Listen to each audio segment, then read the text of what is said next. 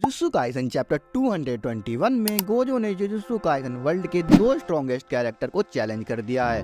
और अगर पूरा चैप्टर समझना है तो स्टे ट्यून। और मेरी तबीयत थोड़ी ख़राब है तो तुम समझ सकते हो, मेरी आवाज़ थोड़ी डिफरेंट लग सकती है तो मैनेज कर लेना।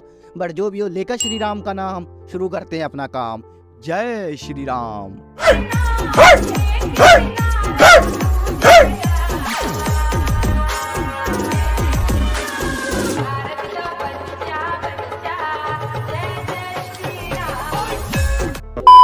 चैप्टर के स्टार्ट में नरेटर कहता है गोजो के बाहर आने का टाइम हो गया है उसकी पूरी सील को ब्रेक करने का। बट उससे पहले शब्द का मतलब तुम्हें आगे वीडियो में जानने को मिल जाएगा, तो स्टे ट्यून्ड।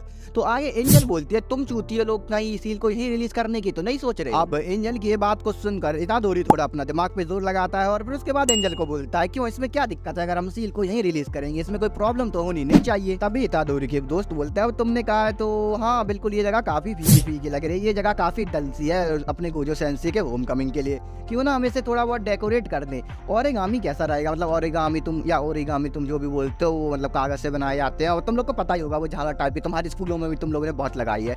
बट भाई एनीवेज वहाँ सुकूना मेगुमी की बॉडी लेकर घूम रहा है और इनको कभी भी पहन सकता है, बट इन्हें अपनी बखूबी से फुर्सत नहीं है। और सच बताऊं मेरे को ऐसे एक मांगा में बीच में कॉमेडी सीन अच्छे लगते हैं क्योंकि इसीलिए मेरा वन पीस फेवरेट है। बट एनीवे आगे एंजल बोलती है अबे गधों, मैं इसकी ओरिगामी की बात नहीं कर रही है, प्लीज कितनी भी डालो उससे फर्क नहीं पड़ता। आगे एंजल समझाती है उसका इस बात से क्या मतलब। तो आगे एंजल इनको समझाते हुए बोलती है कि देखो प्रिजन रियल में टाइम का कोई कॉन्सेप्ट नहीं है, टाइम फ्लो ही नहीं करता और वहाँ पर प्रिजनर जब तक चाहे तब तक जिंदा रह सकता है, वो भूख या बुढ़ापे से नहीं मरेगा। बस एक शर्त है कि प्रिजनर खुद को ना मार ले। अब तुम इसका ये समझ सकते हो कि गोजो को ना एज बढ़ेगी ना उसको भूख प्यास कुछ नहीं लगेगा, बस उसका वहाँ पे मरने का एक ही तरीका है कि वो खुद को जाके मार ले, खपक खुद को मार। अब देखो प्रिज्म रियल में फिजिकल टाइम का कोई भी कॉन्सेप्ट नहीं है, तो ये पता लगाना मुश्किल है कि वहाँ पे जो प्रिजनर है उसको इन 19 दिनों में या जितने टाइम तक वो कैद रहा है उसको कैसा फील हुआ है। वो ये सब एक ब्लिंक ऑफ आई मतलब पलक झपकने के बराबर भी हो सकता है या फिर उसको हजारों और 100 साल भी जैसा महसूस हो सकता है।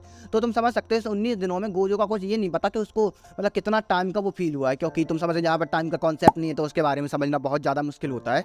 क्योंकि देखो अगर गोजो वहाँ पर 19 दिन से तो उसके लिए वो शायद एक पलंग झपकने के बराबर होगा या फिर उसको लग सकता है वो हजारों सालों से उसमें बंद है। तो अब ये कहना मुश्किल होगा कि गोजो की मेंटल हेल्थ क्या होगी, और ऊपर से वो अपनी जनरेशन का स्ट्रॉन्गेस्ट सॉर्सरर भी। अब देखो तुम गोजो की मेंटल हेल्थ का अनुमान ऐसे लगा सकते हो जैसे कि अपने यहाँ पे कोई नॉर्मल बंदा भी हो, उसको किसी कमरे में 10 दिन के लिए एकदम भूखा प्यासा रख दिया जाए अंधेरे कमरे में बंद, तो उसकी मेंटल हेल्थ काफ़ी ख़राब हो जाएगी। और यहाँ पर तो गोजो को 19 दिन से बंद रखा है और प्रिजन रियल में तुमको पता है टाइम क्या क्या कुछ भी हो सकता है टाइम का हाल, ठीक है। तो इस हिसाब से तुम समझ सकते हो कि गोजो की मेंटल हेल्थ कितनी बड़ी चीज़ है। और ऊपर से वो मतलब अपने पूरे जुजुत्सु वर्ल्ड का स्ट्रॉन्गेस्ट सॉर्सरर है, उसको रोकने की पावर सिर्फ एक या दो लोगों में होगी। यूजी बोलता है हाँ अगर आप तुम ये बोल ही रहे हो तो ये बात काफ़ी ज़्यादा डेंजरस है। और यहाँ पर गोजो का एक बड़ा फनी सा पैनल देखने को मिलता है जिसमें वो मतलब एकदम पूरे वर्ल्ड को तबाह कर रहा है, काफ़ी क्यूट लग रहा है गोजो, ठीक है। और इससे मुझे गॉडजिला की याद आ गई भाई। तो अगर तुमको गॉडजिला गोजो अच्छा लगा तो लाइक और सब्सक्राइब कर देना, ठीक है। तो इन सबको मद्देनजर रखते हुए जुजुत्सु आई के ट्रेनिंग ग्राउंड नंबर 4 जो कि कहीं साइतामा में स्थित है, वहाँ पर गोजो की सील खोल ले आए भाई। ये साउंड बिल्कुल सस कर रहा है, बट एनीवेज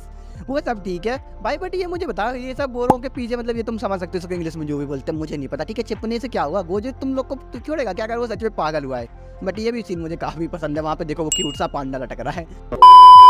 यहाँ पर एंजल अपना काला जादू टोना करके मंत्र अंदर पढ़ के गोजो की सील को रिलीज करती है और बूम, यहाँ तक कुछ नहीं है, सब गायब। और इतना सब देखकर इतादोरी फट के हाथ में आ जाती है और वो बोलता है सेंसे कहाँ गायब हो गए। बट भाई जो भी हो, यहाँ एंजल की शक्ल देखने लायक है, उसकी हालत खराब हो रखी है सच में। बट अगले ही पल अर्थक्वेक आने लग जाते हैं और भाई हमें पता चलता है कि केंजाकू ने ये सब किया जिससे गोजो की रिलीज होने का पता चल जाए। उसने बेसिकली कर्ज स्पिरिट को सेंसर की तरह यूज करा है। जब गोजो रिलीज हो मतलब वो मतलब एकदम हिलने लगे, जो भी हो उनका कोई साइंस होगा मेरे को नहीं पता, बट उससे अर्थक्वेक जनरेट होंगे। और मुझे बेसिकली कर्ज स्पिरिट को सेंसर की तरह यूज करने वाला आइडिया काफी अच्छा लगा भाई। सच में केंजाकू वन ऑफ द स्मार्टेस्ट बंदा है, मजाक से हटके। और फिर बिना किसी बकचोदी के बिना किसी बकवास के हम देखते हैं गोजो आसमान एकदम बैडएस तरीके से फ्लोट करते हुए केंजाकू के सामने खड़ा है और उसकी आंखें भाई क्या मस्त लग रही हैं। जो भी कहो भाई, इसकी आंखें सच में बहुत कूल लगते हैं टू बी ऑनेस्ट। और फिर केंजाकू गोजो से बोलता है कि टेंगेन को ऑब्जर्व करने के बाद उसने मुझे सब बता दिया, पर गोजो सील हटने के साथ तो तुमको भी खत्म हो जाना चाहिए था, तो फिर तुम जिंदा कैसे हो। तो अब यहाँ पे हमें पता चलता है कि केंजाकू ने कुछ प्रिपरेशन कर रखी थी कि बाई चांस अगर कोई गोजो की सील हटा दे, मतलब वहाँ पे तुम समझ सकते हो, तो मतलब गोजो भी मर जाए। बट भाई यहाँ पे हम गोजो की बात कर रहे हैं जो वर्ल्ड का सबसे स्ट्रॉन्गेस्ट सॉर्सरर्स में से एक है, तो उसके लिए ये सब करना काफी ज्यादा आसान हो। और फिर केंजाकू गोजो से बोलता है वैसे तुम्हें मेरा शुक्रिया अदा करना चाहिए, मेरी वजह से ही तुमको थोड़ा बहुत आराम करने को मिल गया। हाँ भाई ये सही है ना, तुम किसी को जेल भेज दो फिर उससे बोलो कि तुम्हें मेरा शुक्रिया अदा करना चाहिए, मैंने तुम्हें फ्री का खाना दिया है। बट एनीवेज फिर गोजो बड़े ही बैलेंस तरीके से बोलता है कि ओ बड़वे, देखो अपने जो शब्द हैं उनको सही सोच समझ कर चुनना चाहिए, क्योंकि वो तेरे आखिरी शब्द होने वाले हैं। और भाई यहाँ पर गोजो की फैन गर्ल्स बिल्कुल पागल हो गई होंगी। वैसे मैं फैन बॉय तो हाँ भाई बहुत ज़्यादा खतरनाक और बड़ा सीन लगा मेरे को, टू बी ऑनेस्ट। भाई कुछ भी कहूँ, मैं इस सीन को एनिमे में देखने का वेट कर रहा हूँ। तो आगे हम देखते हैं एकदम से सुकुना, हाँ जिसने अभी मेगुमी की बॉडी पर कब्जा कर रखा है, वो आते ही गोजो पे एक जोरदार अटैक कर देता है, जिसके प्रेशर से केंजाकू भी थोड़ा पीछे खिसक जाता है।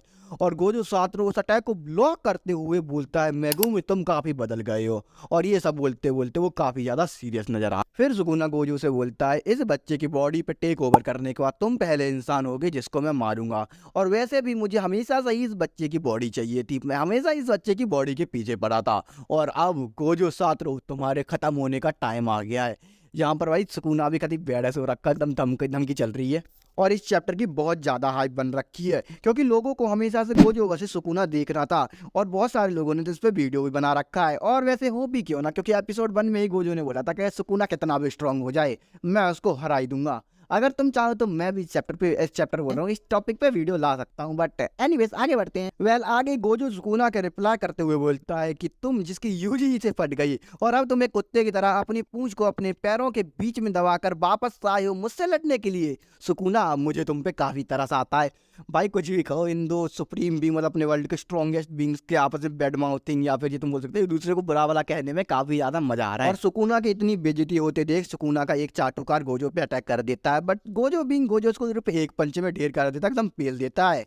बट भाई यहाँ पर कुछ भी कहो, गोजो अपनी पावर का फुल फ्लेक्स कर रहा है। अब देखो आगे केंजाकू सुकुना को रोकते हुए बोलता है कि सुकुना गोजो से लड़ने से पहले तुम्हें अपना प्रॉमिस याद रखना होगा, ये भूलना मत। और भाई गोजो सुकुना के पूरे मजे लेते हुए बोलता है कि किसने सोचा होगा महान सुकुना अपनी मम्मी के ऑर्डर्स मानेगा, वो भी इतने आराम से। भाई कुछ भी कम मजा आ रहा है इस चैप्टर में।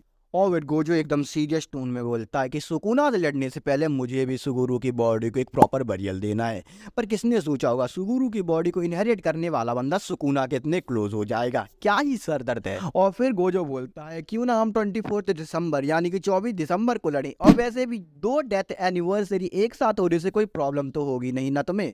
और केंजाकू गोजो से पूछता है तुझे सच में लगता है कि तू हमको हरा सकता है, तेरे में इतनी पावर है कि तू हमको डिफीट कर पाए। फिर हमें जे का स्टार्टिंग का सीन दिखाया जाता है जब इतादोरी गोजो से पूछता है कि सेंसे आप में और फुल पावर सुकुना में कौन जीतेगा, और हाँ तुमको भी इसका आंसर पता है गोजो क्या ही बोलेगा, ऑफ कोर्स मैं ही। और गोजो हंसते हुए बोलता है कि ऑफ कोर्स सी बात है, मैं ही जीतने वाला हूँ। And chapter and with the line a declaration of war right after his comeback. और हाँ मेरी प्रोनाउंसिएशन बहुत खराब है तो माफ कर दे, मैं डिक्लेरेशन तो बोल ही नहीं पा रहा इतने टाइम से। और नेक्स्ट वीक ब्रेक है, तो भाई सच बताऊं मुझे वेट नहीं हो रहा कि इनकी फाइट वैसे कब आने वाली है। देखो मेरे हिसाब से इन लोग की फाइट आगे आने वाले 2-3 चैप्टर में तो बिल्कुल नहीं होगी, क्योंकि प्रिपरेशन और रियूनियन के वगैरह वगैरह होगा, तो तुम समझ जाओ कि इसमें बहुत टाइम है।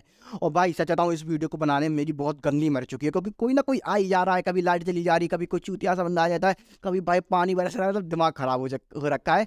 तो प्लीज इसके लिए एक लाइक शेयर सब्सक्राइब तो कर ही देना। तब तक के लिए पीस आउट, सायोनारा।